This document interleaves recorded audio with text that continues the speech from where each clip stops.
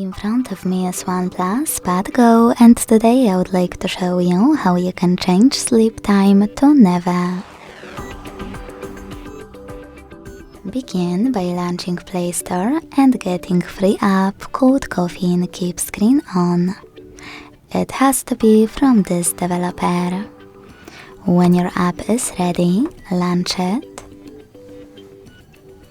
Hit OK in Welcome pop-up and make sure that Infinite is on. Then go into Tab menu.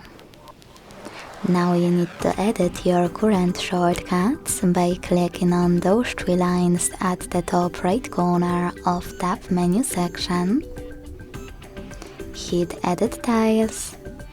Look for Caffeine one at the bottom and add it. Then click at the top left corner. Click on your new shortcut and wait.